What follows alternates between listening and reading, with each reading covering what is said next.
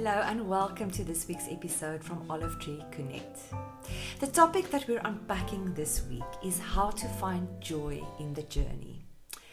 So joy, it is that emotion that we know that we should have as kingdom children, but we can sometimes feel it eludes us, especially when we fall in the trap of becoming so focused and so consumed by our circumstances and all the life issues that we face and that surround us. Whether it's concerns about your marriage, or maybe it's worries about your children or your aging parents. Maybe you've got health issues or financial fears. The list can just go on and on. So how do we then find joy when we go through a challenging time and when we experience loss or grief, or when we feel that certain aspects of our life are just falling apart? Maybe you're feeling like that today and that you just cannot endure one more setback and that you're close to breaking point and that joy is the last thing on your radar.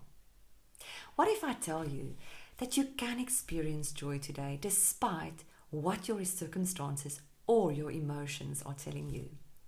Because joy is not a pendant that it needs to go well with us.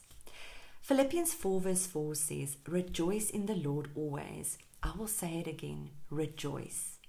So God actually expects from us to always have joy, and He has also given us an unlimited supply of it. But where then can we find joy, and how can we increase it in our life? Psalm 16 verse 11 says, "You make known to me the path of life. In your presence there is fullness of joy. At your right hand are pleasures forevermore." So the word says that we find joy in God's presence. So joy is therefore a feeling of good pleasure and of happiness that is dependent on who Jesus is rather than on who we are or what is happening in our life.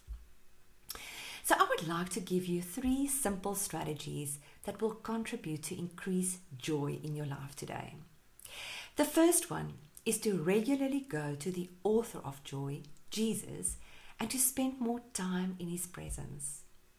And to, when you spend time with Him, to maybe leave the list of requests, but just to sit in His presence and to bask in Him and to allow Him to fill you up and to absorb Him with all your natural and your spiritual senses and to wait in His presence.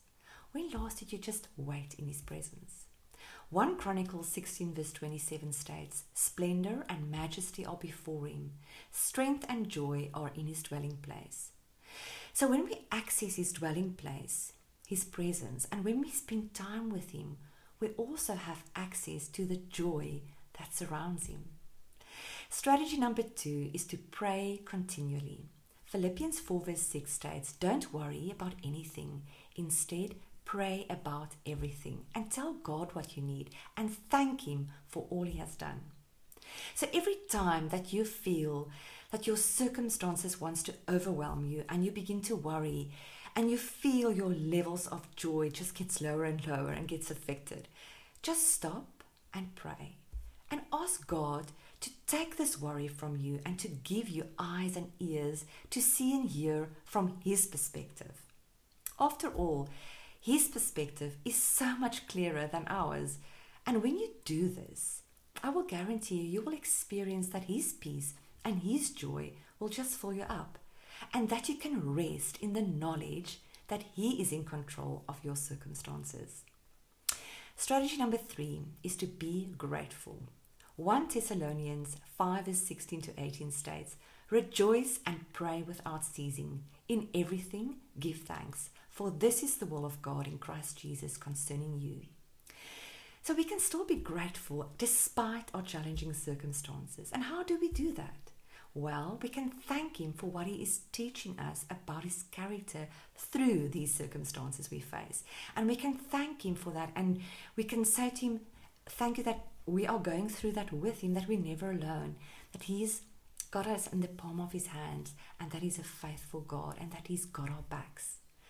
A result of choosing joy is also that it gives us strength. Nehemiah 8 verse 10 says, "And do not be grieved, for the joy of the Lord is your strength." So the joy that God gives us makes our circumstances actually bearable and it strengthens us during our trials and help us to endure. So I want to encourage you today to make the choice to choose joy despite your circumstances.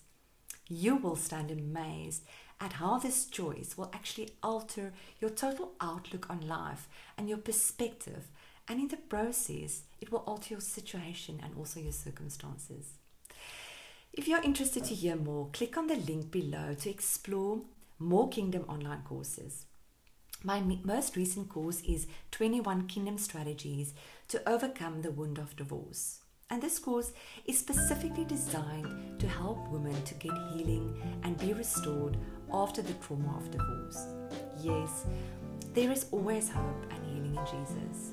As always, thank you so much for watching.